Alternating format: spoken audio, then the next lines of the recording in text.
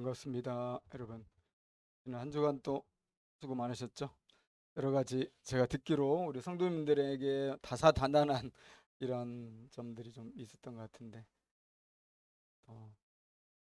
한 주 애쓰셨고 오늘 하나님의 위로하심과 또 성도들과의 나눔 속에서 격려가 많이 있으면 좋겠습니다. 오늘은 낙관적 신앙으로 살기 하는 제목을 가지고 하나님 말씀 함께 나누겠습니다. 낙관적 신앙으로 산다는 건 뭘 말할까요? 낙관과 비슷한 말이 있죠. 생각나는 게 있습니까? 낙천적, 낙천적으로 살아가는. 그럼 낙천적인 것과 낙관적은 어떻게 다를까요? 낙천이라는 것은 일단 한문을 좀 보면 즐거울 낙자에다가 하늘천자입니다. 그래서 태생이 낙천적인 거예요. 노력하지 않아도 이 사람은 별로 부정적으로 생각하지 않아요. 그냥 뭐 다 잘 되겠지. 예, 근심이 없습니다. 뭐 잠도 잘 잘 수 있고 마음도 늘 편안할 수 있고. 근데 문제는 뭐냐면 발전이 없다는 거예요. 발전이 없을 뿐만 아니라 주변 사람들에게 민폐를 끼칠 수가 있어요. 저 상당히 심각한데 이 친구는 그냥 너무 다 그냥 낙천적으로 생각하는 거예요. 뭐 되겠지, 뭐 인생이 뭐다 그런 거 아니야. 앞으로 나아갈 수가 없습니다. 성장하고 성숙하기는 어렵고 우리 삶이 늘 고난과 스트레스가 많은데 그 안에서 뭔가 이루기가 쉽지 않다, 이렇게 할 수 있겠고요. 그래서 낙천적인 사람이 뭐 역사를 이루는 건 아니에요. 어떤 사람이 이루냐면 낙관적인 사람이 역사를 이룹니다. 낙관은 뭡니까? 즐거울 낙자에다가 뭐예요, 관자가? 볼관자입니다. 그러니까 지금은 안 보이지만 미래의 소망을 확고하게 붙드는 겁니다. 그걸 붙들기 때문에 지금 시련이 있고 지금 고난이 있고 현실은 어려움이 많아도 즐거움을 잃지 않고 희망차게 열심히 일을 하고 최선을 다하며 사는 거죠. 이게 낙관적으로 사는 거예요. 그래서 우리는 낙천적인 태도보다는 낙관적인 태도를 가져야 되는데 신앙이 사실은 그겁니다. 성경에 나오는 대표적으로 이 낙관적 그 신앙이에 사실 믿음의 사람들은 다 그런 사람들인데 대표적인 예가 누구겠습니까, 여러분? 예수님입니다.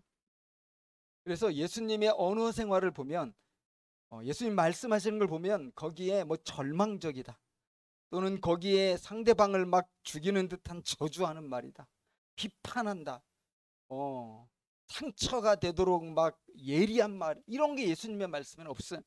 예수님의 말씀에는 소망과 위로와 희망과 긍정의 이런 좋은 말들이 많이 있잖아요. 물론 하나님 대적하고 하나님 나라를 의도적으로 공격하는 이 무리들에 대해서는 가차없이 말씀하셨지만은 예수님이 만나는 대부분의 사람들, 힘없고 가난하고 낙심에 빠져 있고 배고프고 늘 울고 있고 사회에서 소외당하고 그야말로 차별받는 사람들을 대하여 예수님은 항상 따뜻한 말씀. 야, 네가 노력 안 해서 그래, 이런 말이 아니라 야, 네가 잘못 생각하기 때문에 뭐 등등 판단의 말이 아니라 치유하고 다시 일어나게 하고 꿈을 꾸게 하고 그런 말씀 드리셨잖아요. 예수님이 그렇게 덕이 되고 서로의 사람들에게 힘이 되고는 이런 치유의 언어 생활을 하셨던 것이 가능한 게 뭐냐면 예수님에게는 이 낙관적인 이런 태도가 있었기 때문이죠. 예수님의 삶에 고난이 없었기 때문에 낙관한 게 아니잖아요. 누구보다도 고난이 많은 인생이 예수님의 인생이었어요.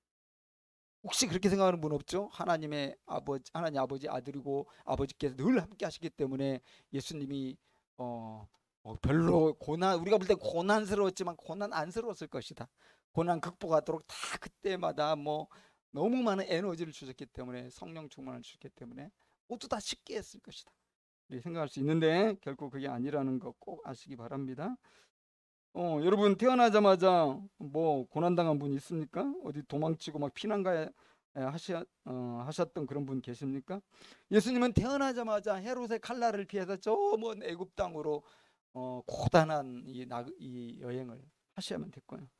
그 물설고 날설은 물설고 날서 응? 낯설은 애굽 땅에서 많은 시간을 보내야 돼.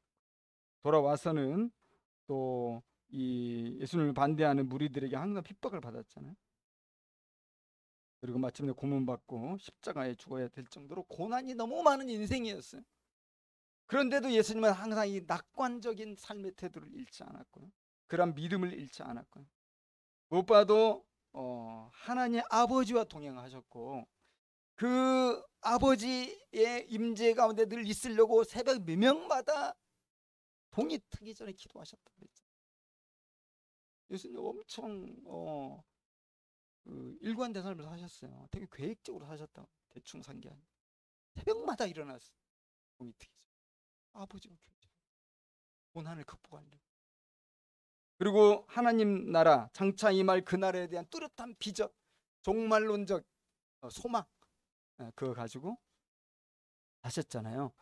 예수님의 이 낙관적인 신앙을 대표적으로 잘 나타내는 말씀이 있거든요. 히브리서 12장 2절에 보면 그 앞에 있는 즐거움을 보시면서 오늘의 고난을 참으셨다. 모든 부끄러움과 모든 수치도 예수님은 능히 감당할 수 있었다. 수치감이 없었던 게 아니에요. 부끄러움이 없었던 게, 예수님도 너무 부끄러웠고요. 예수님도 너무 수치감 느꼈어요. 그것 때문에 상처 받으실 수 있었던 환경이라는 거예요. 그러나 앞에 있는 즐거움을 보시면서 그것을 다 극복을 해냈다. 바울이 이 예수님을 가장 많이 닮은 사람인 것 같아요. 그래서 우리 바울의 옥중서신을 보지만 여러 편의 옥중서신 있잖아요. 빌립보서 포함해서 에베소서, 빌레몬서, 디모데후서. 옥중서신들이 하나같이 보면 소망으로 가득 차 있다. 누구보다도 절망적 환경에 처해 있는 바울이잖아요. 로마의 그 무시무시한 감옥 속에서 계약도 없이 감옥 생활하고 잘 먹지도 못하고 마시지도 못하고 내일 죽을지도 모르고. 바울씨 내일 참수형 정해졌습니다 하면 이제 참수형 당해야 되는, 그 속에 있으면서도 이 낙관적인 태도를 잃지 않고 오히려 박해 있는 성도들을 계속 권면하고 있어요. 우리 사랑합시다. 우리 믿음 잃지 맙시다. 우리 희망을 가지고 계속 갑시다. 싸우지 맙시다. 한마음 가집시다. 그러잖아요. 그리고 빌립보에서 우리가 확인한 대로 기뻐하라. 항상 기뻐하라. 감사함으로 하나님께 기도하자. 그런 게 이 낙관적인 믿음인데 자신은 천국 시민권자라는 정체성이 확실했잖아요. 그리고 부활하신 예수님, 다시 오실 예수님, 그 예수님에 대한 확고한 비전, 그리고 신념, 이 신념이 있었다. 그래서 그 비전이 바울을 고통 중에도 희망으로 살게 하고 괴로움 중에도 기뻐하게 하고 계속해서 사랑을 실천하는 이타적인 삶을 살도록 했다는 거죠. 특별히 오늘 짧은 본문인데요. 짧은 본문에서 우리는 다시 한번 이 사도 바울이 얼마나 낙관적인 신앙의 사람인가를 생각하게 된다는 겁니다. 이 짧은 본문을 하면서 끝으로 이렇게 이야기하고 있죠. 다시 말해서 이제 빌립보서를 마칠 때가 왔다는 거예요. 어떻게 보면 이 말이 굉장히 중요한 말이라는 겁니다. 이거 없이는 난 빌립보서 못 마치겠다, 그 뜻이기도 하죠. 그래서 우리가 아까 우리 사회자 봉독했지만 좀 쉬운 말씀 아니죠. 이해될 것 같으면서도 이해가 안 되는 말씀. 그토록 형제들아, 무엇에든지 참되며 무엇에든지 경건하며 무엇에든지 오르며 무엇에든지 정결하며 무엇에든지 사랑받을 만하며 무엇에든지 칭찬받을 만하며 무슨 덕이 있든지 무슨 기름이 있든지 이것들을 생각하라. 여기 보면 조금 구분을 우리 해보자면 형용사가 6개가 나와요. 앞에.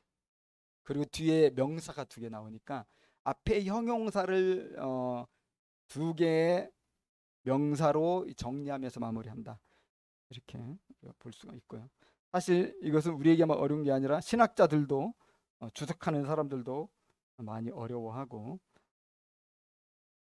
다양하게 이야기할 수 있는 그런 부분이기도 합니다. 근데 이 시간 우리가 이걸 막 학적으로 볼 수는 없으니까 쉽게 우리가 이해하는 게 필요하고요. 너무 단순화시키면 또 좀 결국은 어떤 환원주의, 또 그냥 늘 하던 말로 돌아갈 수가 있긴 하지만은 여기는 결국 그 말이 좋은 사람이 되어야 된다. 근데 이 좋은 사람이 우리에게 더 와닿는 게 뭐냐면은 너희들끼리 좋은 사람 되는 말이 아니고요. 그 로마 도시, 로마 사람들이 살아가는 빌립보라는 그 도시라는 그 문화 속에서, 그 세상 사람들 속에서 너희들은 좋은 사람이 되어야 된다. 그런 뜻이거든요. 그래서 세상 사람들 사이에 섞여서 직장을 하고 일하면서 지낼 거 아니에요. 그럴 때 무엇에든지 참되고 경건하며 옳으며 정결한 그런 사람이 되라는 거고, 무엇을 하든지 무엇에든지 사랑받을 만하고 칭찬받을 만하고 또 무슨 덕이나 기림이 있든지 그것들을 생각하는 사람이 되라는 거.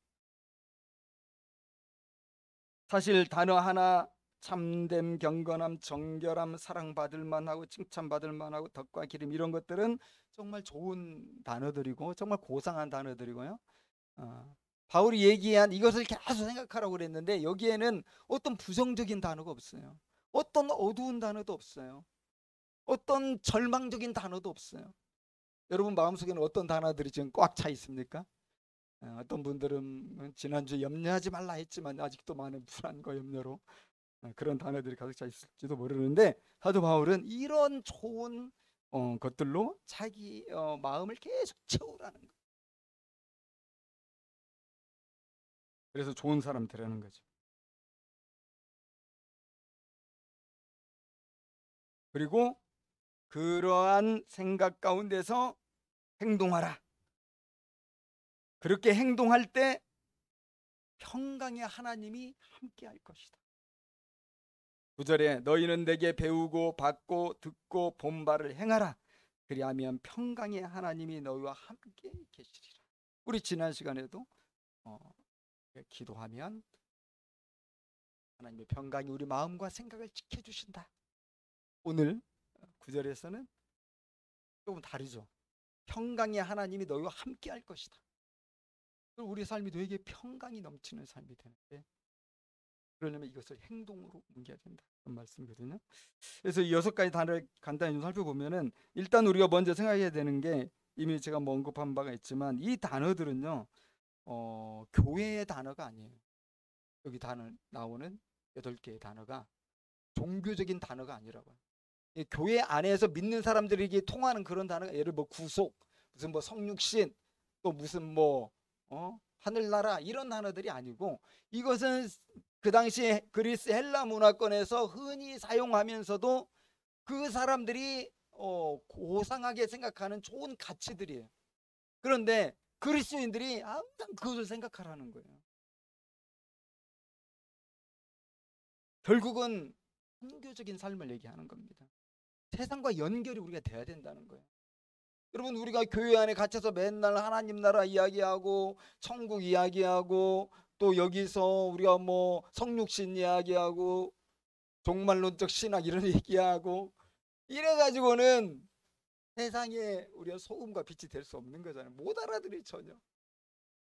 그러니까 너희들은 세상 속에서 너희들끼리 좋은 사람 되는 건 당연하겠죠. 그거 당연하고 존재하고, 세상에서 살아갈 때 좋은 사람으로 살아가라.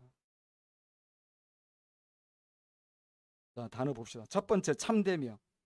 이 단어는 헬라어로 알레데라고 하는데 거짓말이나 속임수와 대조되는 뜻입니다. 그래서 진실한 것을 말하고요, 투명한 거죠. 말하는 것과 속으로 가지고 있는 생각이 좀 일치되는, 이걸 참되다. 근데 이것을 세상에서 그렇게 하려는 거예요. 근데 우리는 세상에서는 자꾸 나를 숨기고 상황을 유리하게 끌고 가기 위해서, 인정받기 위해서, 이용당하지 않기 위해서 온갖 머리를 쓰잖아요. 그 말과 생각이 다를 때 우리가 얼마나 많아요. 사도 바울은 노 안 돼. 그래. 정직하게. 그래서 예를 들면 바리새인들이 예수님을 공격하면서 종종 예수님을 향해서 뭐라고 그랬어요? 선한 선생님이라고 그랬거든요. 예수님한테 선하대요. 근데 마음속은 어때요? 저 예수를 어떻게 하면 죽일까? 어떻게 하면 저 예수를 넘어뜨릴까? 이 생각으로 가득 차 있어요. 이게 참되지 않은 거죠. 그런 태도는 갖지 말라. 두 번째로는 경건하며인데 헬라어로 보면 셈나 이런 뜻 이런 단어거든요. 이것은 우리 생각하는 그런 경건이 아니에요. 말하자면 우리는 경건하는 순간 즉시 종교적 경건을 떠올리면서 성경 공부 잘하고 기도 열심히 하고 예배 잘 드리고 교회 생활 열심히 하고 경건하게 구별되게 뭐 이렇게 얘기하잖아요. 이 경건은 그런 종교적 단어가 아니에요. 그래서 그 당시 헬라 세계에서 이 단어는 어떤 뜻이냐면 품위가 있고 명예로우면서도 위험 있는 이 아주 멋진 사람의 그런 이미지입니다.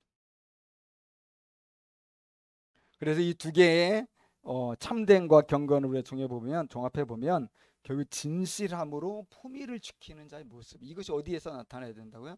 직장 생활 속에서 세상 사람들과 교제할 때 가정에서 이런 모습이 나올 수 있도록 끊임없이 생각해라.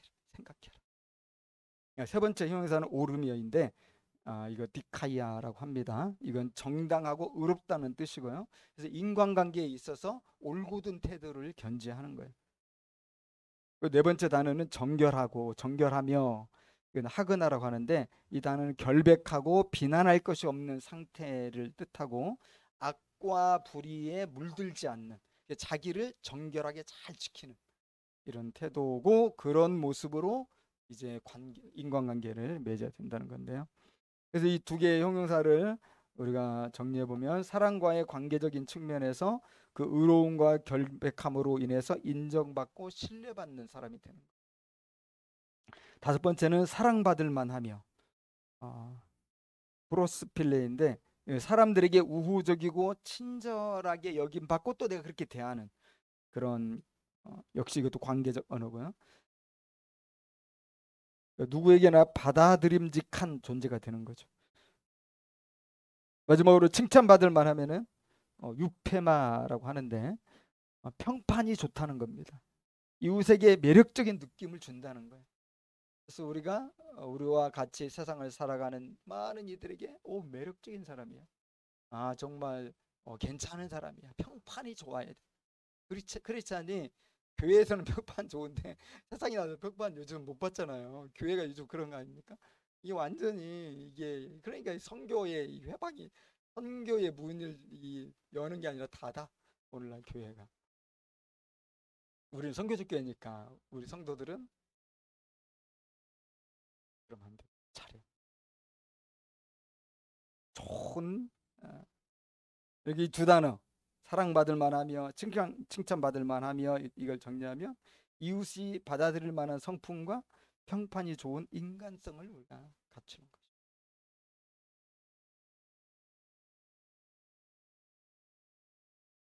그래서 이 빌립보 사람들이 선하게 생각하는 형용사 6개를 사도 바울이 언급을 했는데 무엇을 하든지 어디를 가든지 무엇에든지 그러한 것들을 항상 생각하라고 하는 거잖아요. 근데 명사로 이걸 정리하고 있어요. 첫 번째는 덕. 이 덕이라는 말은 헬라어로 아레테라는 명사인데 뛰어난 것을 말합니다. 엑셀런트한 거예요. 그래서 당시 헬라 그리스인들에게 이 아레테는 굉장히 중요한 덕목이어서 어, 그 사회에서 인정받는 사람은 뛰어난 사람들이죠. 굉장히 그 시대에도 이것이 중요한 덕목이었어요. 그래서 여러분 달리기 하는 선수의 아레테는 뭐겠어요? 굉장히 빨리 달려야 되겠죠. 빨리 달리는 거고요. 군인의 아레테는 뭐겠습니까? 임전무태의 정신을 가지고 용기 있게 목숨 걸고 싸우는 게 이 군인들이 꼭 가져야 할 아레테인 거예요. 근데 그리스도인들이 그런 탁월함에 이르러야 된다. 특히 어떤 점에서 우리가 하는 일에서도 당연히 그렇겠고요. 이렇게 말한 우리 성품적인 면에서 우리가 일반 세상 사람들과 좀 남다른 좀 돋보이는 이런 성품이 우리에게 필요하다. 이게 바로 소금이고 빛의 이런 모습이 아니겠습니까?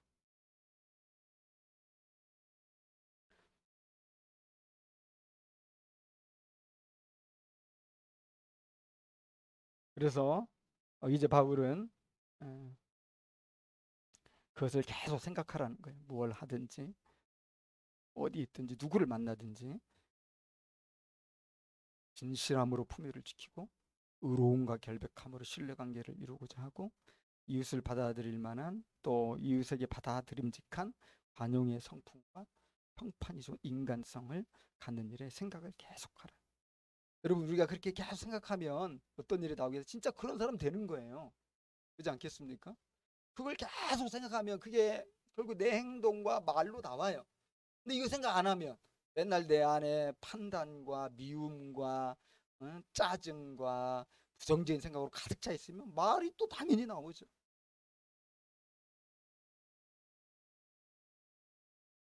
그래서 우리가 이 세상에서 살아갈 때 이런 성품들을 늘 생각하고 그것을 나타내면서 살아간다면 이 선교적으로 엄청난 영향력, 우리 흔히 말하는 선한 영향력이 그냥 나오는 선한 영향.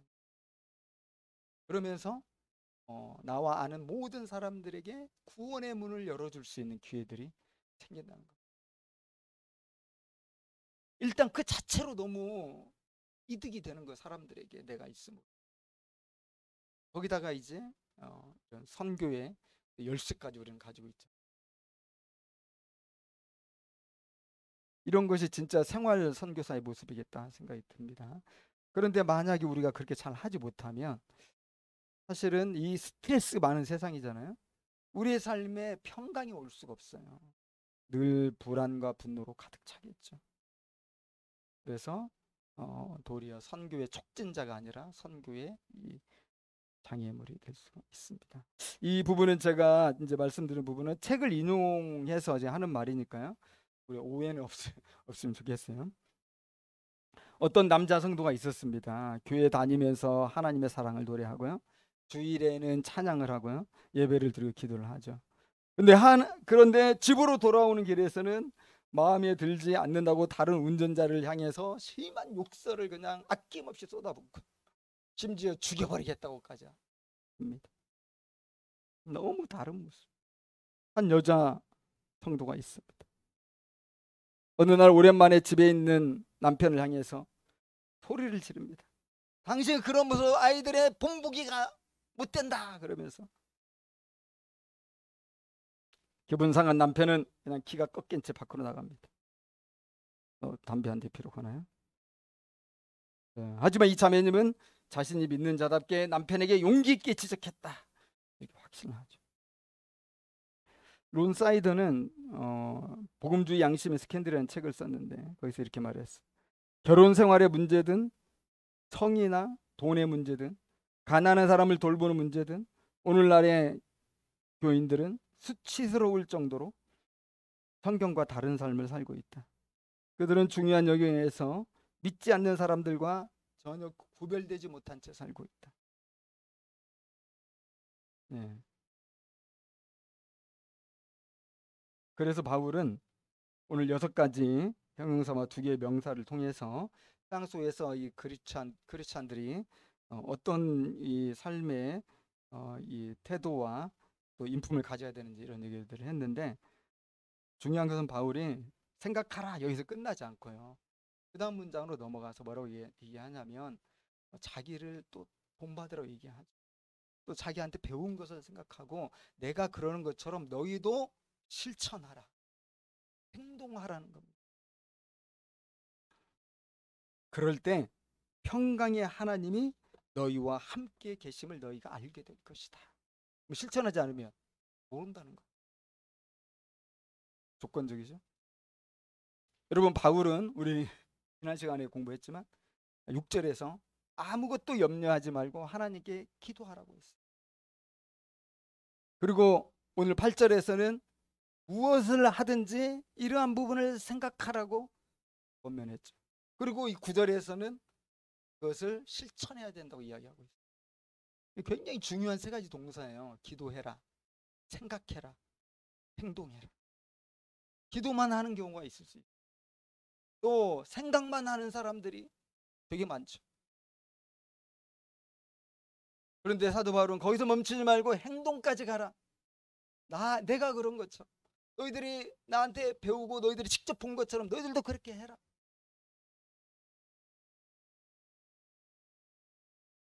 여러분, 한 가지 우리가 주목해야 될 게 뭐냐, 이 세 가지 동사는 평강이라는 이 약속이 감싸고 있어요. 마치 샌드위치처럼. 기도할 때 평강이 우리 마음과 생각을 지켜주고요, 생각하고 행동할 때 평강이 하나님이 함께 하십니다. 그러니까 우리가 하나님의 뜻대로 기도하고 하나님 뜻대로 생각하고 그것을 작은 것부터 행하기를 시작해야 그곳에 하나님의 평강이 주어진다는 약속이 있었는데 그게 이루어진다는 겁니다. 우리가 그걸 잘 못한다면 사실 평강을 누리기가 쉽지는 않겠죠.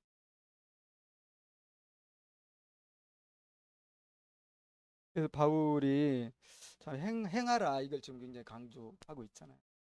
이게 없으면 안 된다는 거죠. 우리가 한번 좀 행함에 대해서 좀 더 생각해 보면 좋겠어요. 나는 정말 배우고 듣고 본 말을 행하고 있나? 아니면 10년 전에 들었던 말씀 아직도 내 가슴에 고이 간직하고 있나? 10년 전에 받았던 은혜를 아직도 내 머릿속에 저장만 해놓은 상태인가? 우리가 행함이 부족한 이유는 하나님의 말씀을 더 들어야 되기 때문일까요? 우리가 더 많은 말씀을 더 많이 읽고 막 필사를 창세기부터 계시록까지 다 해야 우리가 그때 드디어 행할 수 있을까요? 아니면 뭐 좀 아직 깨달음이 부족해가지고 우리가 행동하지 못할까요? 그러진 않은 거예요.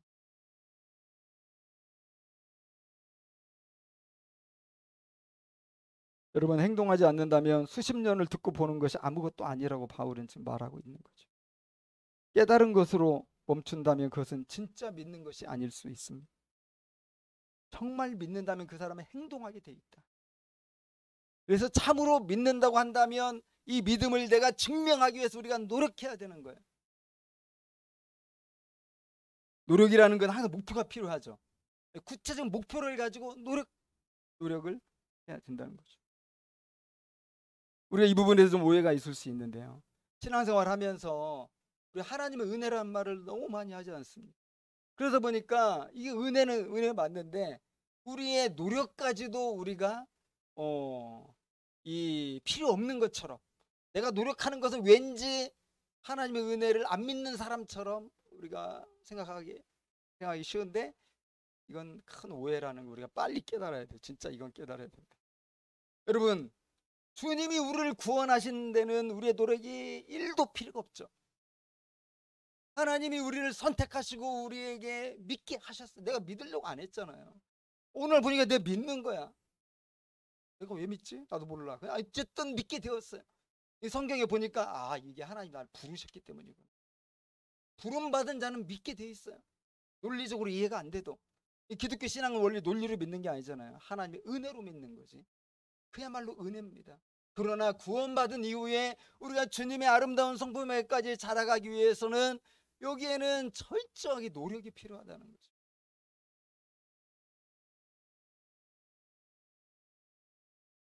생각해보면 우리가 다른 부분은 진짜 노력 많이 하잖아요. 얼마나 공부 많이 해. 시험 통과해야 되니까 얼마나 열심히 공부합니까? 돈 벌어야 되니까 얼마나 많이 또 막 프로젝트 따야 되고 또는 뭐 연구해야 되고 돈 벌 전략을 찾느라고 또 막 얼마나 열심히 노력합니까? 우리의 삶에 노력이 없는 건 없어요. 운동이나 다이어트 정말 진심으로 하잖아요. 그게 여러분 나쁘다는 게 아니잖아요. 필요한 겁니다. 그런데 그런 노력을 그렇게 구체적인 전략을 가지고 막 열심히 땀 흘려서 살아가는 그것을 우리가 주의 말씀을 실천하는데도 그렇게 할 수 있어야 된다. 그거죠. 왜 우리가 평강의 은혜가 부족합니까? 노력 안 해서 그래요. 주님의 은혜가 부족한 게 아니에요. 이미 다 줬는데 내가 못 찾아 먹고 있어요. 게으르게. 그런 경우가 많지 않냐 하는 거죠. 여러분, 하나님의 법칙은요, 심는 대로 거두는 거예요. 만유인력의 법칙 우리 다 알지만 이것은 믿는 사람에게만 적용되는 겁니까? 아니면 안 믿는 사람에게만 적용되는 겁니까? 우리 모든 만유의 모든 만물에 적용되는 게 만유인력의 법칙이잖아요. 높이 있는 건 아래로 떨어진단 말이죠. 이런 것과 똑같은 게 심는 대로 거두는 거예요. 이건 정말 만유의 법칙이에요. 믿는 사람에게도 이게 그대로 해당이 되고 안 믿는 사람에게도 그대로 해당이 되는 거예요. 구원받은 이후에 우리가 주님의 아름다운 성품에 도달하고 이 땅에서 우리가 선한 영향력을 가지려면, 좋은 성품을 가지려면 어떻게 해야 된다고요? 노력을 진짜 많이 해야 돼요. 왜? 은혜로 주어지는 게 아니라니까. 이걸 우리가 빨리 깨닫고 그럴수록 우리가 발전할 겁니다. 이게 바로 일반 은총 가운데 주신 법칙이라고 볼 수 있겠죠. 나쁜 생각을 나에게 많이 심으면 당연히 나쁜 열매가 많이 맺히겠죠. 여러분 하루 종일 부정적으로만 생각해 보세요. 죽고 싶을 거예요. 하루 종일 그게 아니야 하면서 밝은 것만 일부러 막 의지적으로 막 쓰고 생각하고 그런 글 읽고 그렇게 해보세요. 당연히 내 생각 좋은 열매가 맺혀지는 거겠죠. 좋은 생각을 끊임없이 심으면 좋은 열매가 나오기 마련이고요. 그리고 로마서에서 사도 바울이 마치 구약의 느낌 나는 얘기를 했거든요. 너희들 심는 대로 너희들 거둘 거야. 행한 대로 하나님이 너희들 다 갚아주실 거야. 로마서 2장 6절 9절에서 12절 제가 한번 읽어봅니다. 하나님께서 각 사람에게 그 행한 대로 보응하시되 악을 행하는 각 사람에게는 환난과 공고가 있다. 이것은 공평하대요. 먼저는 유대인에게요, 다음은 헬라인에게로도. 믿는 사람도 똑같은 거예요. 악을 행한다? 환난과 공고가 있어요. 그 다음에 나오는 말씀이 선을 행하는 각 사람에게는 영광과 존귀와 평강이 있다. 영광과 존귀와 평강은 누구에게 해당되는 겁니까? 모두에게 해당된다. 만유에 해당된다. 유대인에게요, 헬라인에게라. 왜냐하면 하나님은 외모로 사람을 취하시지 않는다. 지금 여러분 구원 얘기하는 게 아니에요?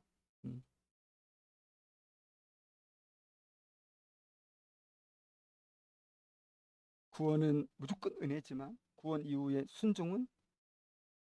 순종과 행함, 그것이 구원 이후에 우리가 가져야 될 태도입니다. 실천적인 노력이죠. 그래서 야고보가 여러 번 얘기했잖아요. 야고보서에서 행함이 없는 믿음은 죽은 믿음이다.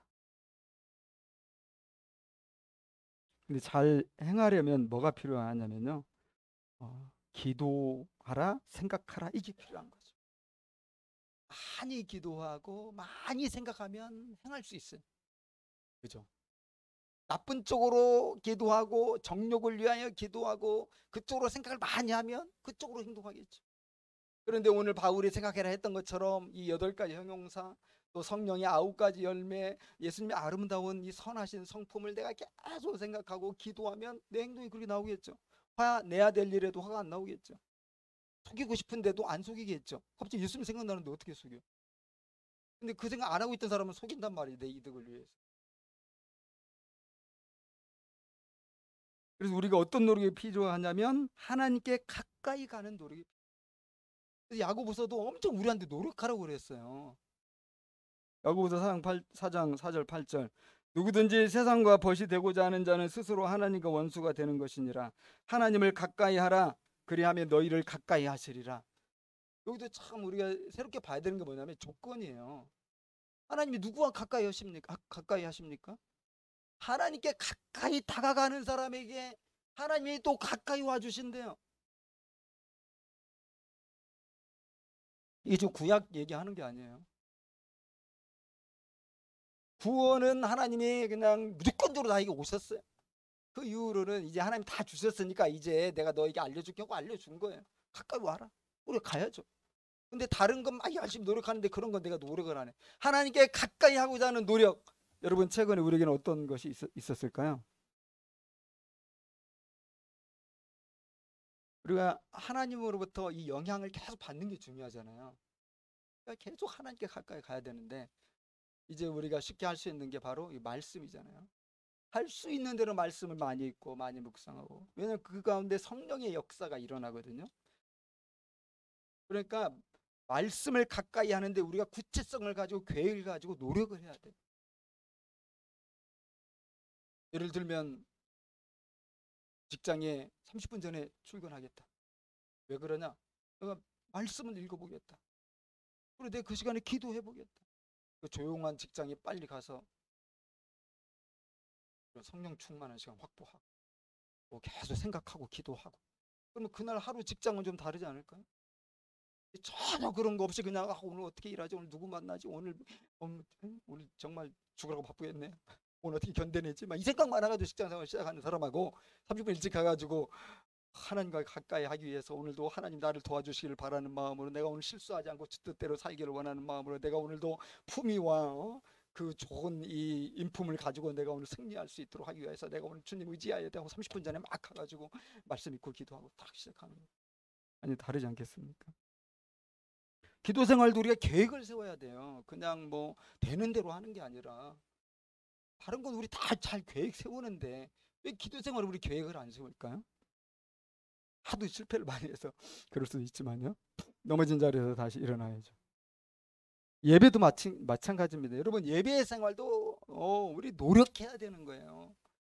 그냥 참 보면 우리가 너무 편하게 예배 드리는 것 같아요. 편한 건 좋은데 예배 시작 전에는 오셔야죠. 오셔서 좀 간절한 마음으로 기도하고 예배를 드리는 것과, 찬양 인도부터 내가 정말 사모하는 마음과, 찬양 인도할 때 막 인도자보다 더 큰 목소리로 막 찬양하라 하면서 찬양하는 것과, 아니면 그냥 뭐 가사가 은혜로우면 한번 흥얼거려주고, 설교 들을 때도 마찬가지죠. 어떻게든 이제 오늘도 하나님이, 저분이 설교는 못하지만 그래도 나에게 뭔가 깨닫게 하는 한마디는 있지 않을 거야. 그 한 시간 동안 그 한 개라도 한번 찾아보자 하고 막 이게 겸손히 갈급하고 막 배고픈 마음으로 말씀을 듣는 것과, 딱 나한테 와닿으면 감사하고, 안 와닿으면 역시 또 오늘도 그저 그렇지 뭐 하고 지나가, 이런 태도를 가지고 과연 우리가 은혜로운 예배 생활을 할 수 있냐 이거죠. 노력해야 된다. 은혜로운 예배를 위해서 일단 집에서부터 아이들과 편안하게, 남편과 아내와 편안하게 잘 이렇게 준비하고, 내 마음이 상처되지 않고 내 마음이 잘 보호되도록 내가 잘 간직하고 있다가 주님 앞에 쫙 풀어놓을 때 주님의 음성이 잘 들릴 거 아닙니까? 근데 막 싸우고 예배 왔다, 아이들과 다투고 예배 왔다, 그러면 이 말씀이 나에게 오겠냐고요. 응? 천둥번개가 치는 식의 어떤 말씀만 내 안에 들리겠지. 근데 그런 말씀이 흔하냐고요. 평생마다 한두 번 있을까? 내가 찾아야지. 여러분 우리의 노력의 모범은 예수님이에요. 예수님이 얼마나 애쓰고 힘쓰며 노력했냐 하는 겁니다. 죽을 정도로 괴로우신데요. 너무 괴롭지만은 하나님의 뜻이니까, 이건 내가 해야 되는 거니까 예루살렘으로 올라가셨어요.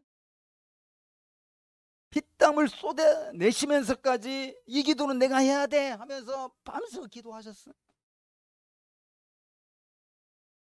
십자가 메고 골고다 언덕 올라가실 때 넘어졌지만 다시 일어났어요. 끊임없이 자기와 싸우면서 예수님은 아버지의 길을 가신 거지, 하나님 아버지의 은혜로 그냥 막 날아다니듯이 사는 게 아니라는 거예요.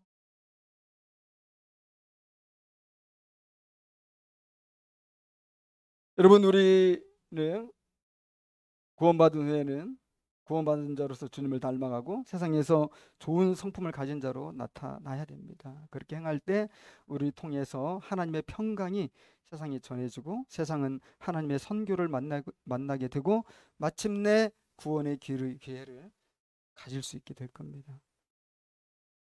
여러분 스톡데일 패러독스, 우리말로 번역하면 스톡데일 역설이라고 할 수 있겠죠. 이번 설교 준비하면서 저도 처음 알게 됐는데, 제임스 스톡데일은 베트남 전쟁 때 포로로 붙잡힌 미국의 전투기 조종사입니다. 극적으로 살아 돌아왔고요. 대부분 다 죽었는데 이 사람이 살아 돌아왔고, 나중에 삼성 장군까지 되고, 심지어 1992년에는 부통령 후보까지 할 정도로 영향력이 있었던 그런 사람인데, 전투 중에 비행기가 격추되어 탈출했지만 베트남군의 포로가 되었습니다. 이 베트남군의 입장에서는 얼마나 이 정말 이 고급 정보를 가진 이 포로입니까? 그러니까 막 온갖 고문과 온갖 이 핍박을 하면서 정보를 뽑아내려고 하는 거죠. 그래서 감옥 생활을 했는데 어떤 곳에서 했냐면은 그 감옥의 높이가 90cm래. 90cm면 어떻게 다닙니까? 기어 다녀야 되겠죠. 허리 굽히고 다니면 허리 부러져요. 그러니까 아마 네 발로 기어 다녔겠죠. 이곳에서 8년을 견뎠어요. 그리고 1973년에 지옥 같은 생활 8년이나 버티고 석방되었는데 미국에 돌아왔을 때 엄청난 환영을 받았죠.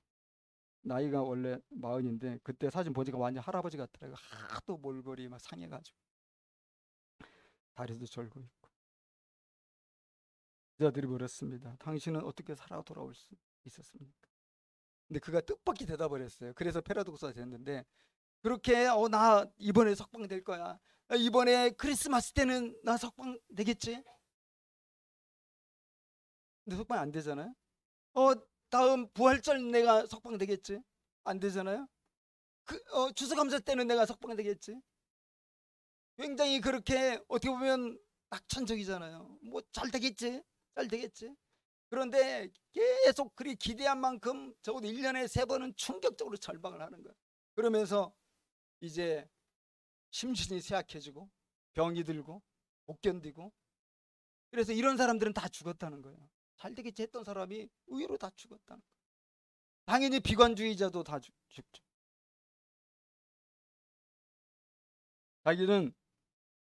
자기도 희망을 가졌지만 살아나리라, 미국이 나를 구원하리라, 희망적인 믿음을 자기는 가졌지만 어떤 시기를 특정하지는 않고 반드시 그날은 올 거야, 이거 붙들고 있었다는 거고요.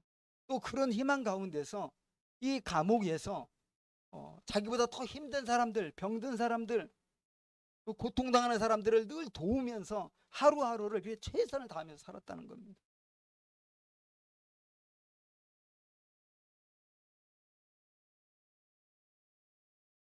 여러분, 정리하자면 대책 없이 그냥 잘 될 거야 라고 생각하면서 계속 기대하다가 절망하고 이걸 반복하던 사람들은 결국 무너졌지만은, 그리고 비관주의자들도 쓰러졌지만 스톡데일처럼 언제일지는 모르지만 석방을 굳게 믿고 하루하루를 동료들을 도우면서 열심히 살았던 이 믿음의 낙관주의자들, 이런 사람들은 죽지 않고 석방이 되었다는 겁니다. 저는 오늘 우리 시대에 우리 크리스찬들이 이런 낙관적인 믿음을 가지고 행동해야 될 거라고 생각을 합니다. 주님께서 함께 하시고 마침내 우리를 참된 평강과 행복과 승리로 이끄신다는 믿음이죠. 그 믿음을 가지고 우리가 사랑하면서 살아가는 거예요. 우리가 친절을 베풀면서 살아가는 겁니다. 싸우지 않고요, 분노하지 않고요, 이해하고 너그러운 마음을 가지고 가정에서나 직장에서나 그런 사랑을 실천하며 살아가는 겁니다. 이 종말에 또는 우리가 사는 이 지상 생애 동안에 하나님의 이 궁극적인 승리가 있을 것이라는 믿음을 가지고요, 무엇을 하든지 누구를 만나든지 어디에 있든지 그러한 이 바울이 이야기한 성품들, 또 예수님의 사실 성품들이잖아요. 그런 것들을 계속 생각하면서 기도하고 생각하고 그리고 행동하며 살아가는 것입니다.